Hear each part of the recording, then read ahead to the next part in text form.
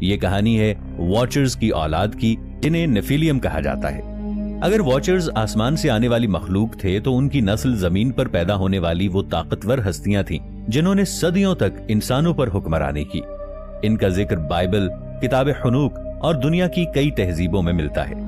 لیکن سوال یہ ہے کہ یہ نیفیلیم اصل میں تھے کیا؟ کتاب حنوک اور دیگر قدیم تحریروں کے مطابق نیفیلیم عام انسان نہیں تھے۔ وہ واچرز اور انسان عورتوں کے تعلق سے پیدا ہوئے تھے۔ ان کا قد، طاقت اور ذہانت عام انسانوں سے کئی گنا زیادہ تھی۔ بعض روایات میں کہا گیا ہے کہ ان کا قد 20 سے 30 فٹ تک ہوتا تھا۔ وہ پہاڑوں جیسے جسم کے مالک تھے اور اپنی طاقت کے بل پر زمین پر حکومت کرتے تھے۔ نیفیلیم کی کہانی خوف اور پراسراریت سے بھری ہوئی ہے۔ کہا جاتا ہے کہ وہ انسانوں کا شکار کرتے تھے، ان کا خون پیتے اور زمین کی ہر چیز پر قبضہ جمانا چاہتے تھے۔ انسان ان کے سامنے بالکل بے بس ہو گئے تھے۔ یہی وجہ ہے کہ زمین پر فساد اور تباہی بڑھ گئی۔ یہ صورتحال اتنی خطرناک ہو گئی کہ خدا نے فیصلہ کیا کہ زمین کو پاک کرنے کے لیے ایک بڑا طوفان بھیجا جائے۔ یہی وہ طوفان ہے جسے ہم حضرت نوح علیہ السلام کے قصے سے جانتے ہیں۔ لیکن کچھ محققین کا یہ کہنا ہے کہ نیفیلیم مکمل طور پر ختم نہیں ہوئے۔ ان کے کچھ نشانات اور نسلیں کسی نہ کسی صورت میں بچ گئیں۔ یہی وجہ ہے کہ دنیا کی کئی تہذیبوں میں دیو قامت انسانوں کی کہانیاں بار بار سامنے آتی ہیں۔ مثال کے طور پر اساطیر میں دیوتاؤں اور ٹائٹنز کی جنگ کا ذکر ہے۔ اسی طرح میکسیکو اور جنوبی امریکہ کی قدیم روایات میں بھی جائنٹس کی موجودگی کے ثبوت ملتے ہیں۔ لیکن یہاں ایک سوال پیدا ہوتا ہے، اگر نیفیلیم حقیقت میں موجود تھے تو ان کے جسم یا ڈھانچے کہاں گئے ہیں؟ کئی بار دنیا کے مختلف حصوں سے دیو قامت انسانوں کے ڈھانچوں کے ملنے کی خبریں سامنے آئیں۔ اخبارات اور تحقیقی رپورٹس میں ایسے اسکیلیٹنز کی تصاویر شائع ہوئیں جنہیں عام انسان کے مقابلے میں کئی گنا بڑا دکھایا گیا۔ اگرچہ کچھ کو بعد میں جعلی قرار دیا گیا، لیکن کچھ ایسے بھی تھے جنہیں مکمل طور پر جھٹلایا نہیں جا سکا۔ امریکہ میں ایک وقت ایسا بھی تھا جب اسمتھسونین انسٹیٹیوشن پر الزام لگایا گیا کہ انہوں نے جائنٹس کے ڈھانچوں کو چھپا دیا تاکہ یہ حقیقت عوام تک نہ پہنچے۔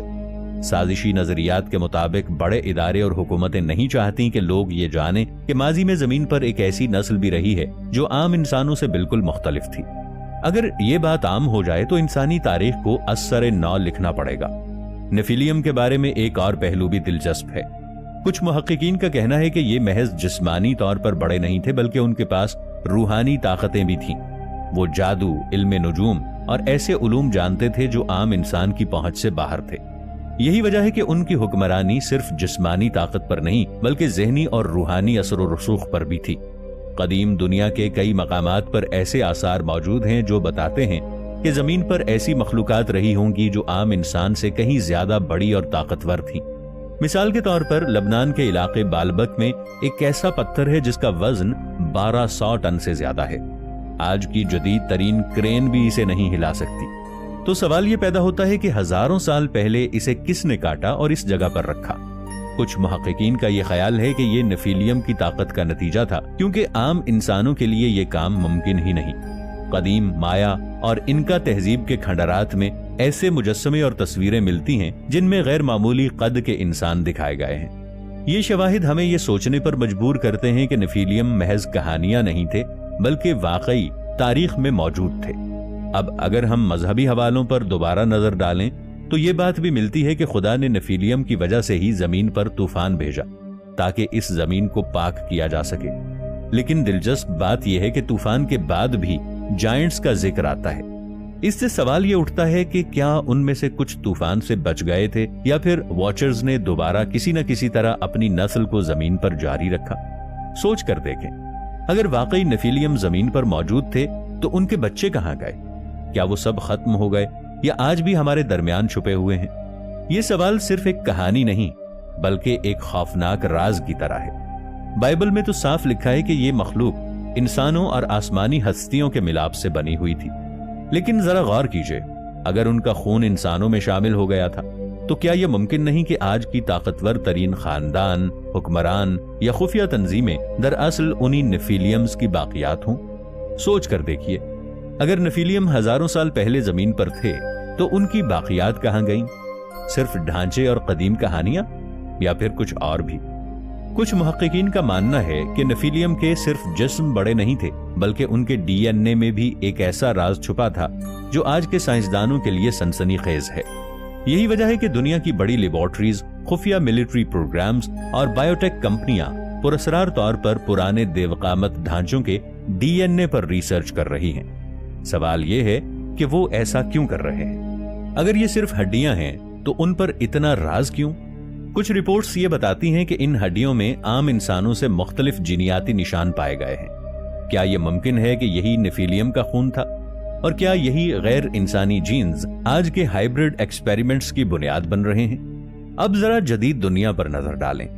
कितना अजीब है कि फिल्मों और गेम्स में बार बार सुपर ह्यूमन्स, हाइब्रिड सोल्जर्स और जाइगेंटिक म्यूटेशंस को दिखाया जाता है। लेकिन क्या यह सब सिर्फ तफरीह है या फिर असल हकीकत को छुपाने का तरीका?